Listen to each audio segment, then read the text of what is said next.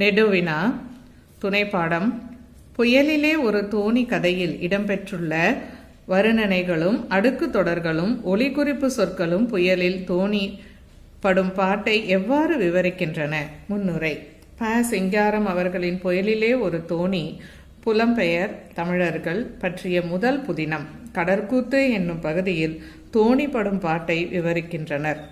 வருணனைகள்: வெயில் மறைந்து புழுங்கிற்று, மேகப் பொதிகள் கும்மிருட்டாய் நிற்க, அலைகள் முழுமுழுவென நெளிந்தன, இடி முழக்கத்துடன் மின்னல் வானை பிளந்தன, புயல் மழையிலே தொக்கான் தாவி குதித்தது, தத்தளித்தது. அடுக்கு தொடர்களும் ஒலிக்குறிப்பு சொற்களும்.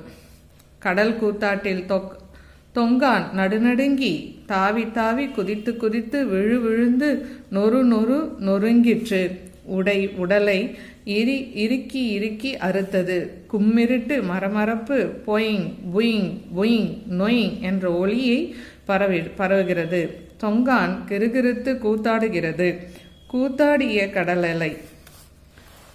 பாண்டியன் எழுந்தான். எங்கெங்கோ இடுக்குகளில் முடங்கி கிடந்த உருவங்கள் தலை தூக்கின. மலைத்தொடர் போல் அலைகள் மோதின. கடல் வெறி கூத்தாடுகிறது. கும்மிருட்டு சிலு மரமரப்பு பொயிங் புயிங் யுயிங் நொயிங் என்ற ஒலி பரவுகிறது. தொங்கான் சுழன்று கிறுகிறுத்து கூத்தாடுகிறது. கடற்கூத்து எவ்வளவு நேரம் நீடித்தது என்று கணக்கிட முடியவில்லை. மறுநாள் காலையில் சூரிய வெளிச்சம் தோன்றியது. முடிவுரை. கடற்கூத்து பின் 5ஆம் நாள் பின்னாக்கு துறைமுகத்தை அடைந்தனர். இப்புதினத்தில் இடம்பெற்றுள்ள வருணனைகளும் அடுக்கு தொடர்களும் ஒலிக்குறிப்பு சொற்களும் புயலில் தோணிப்பட்ட பாட்டை எடுத்துரைத்தன.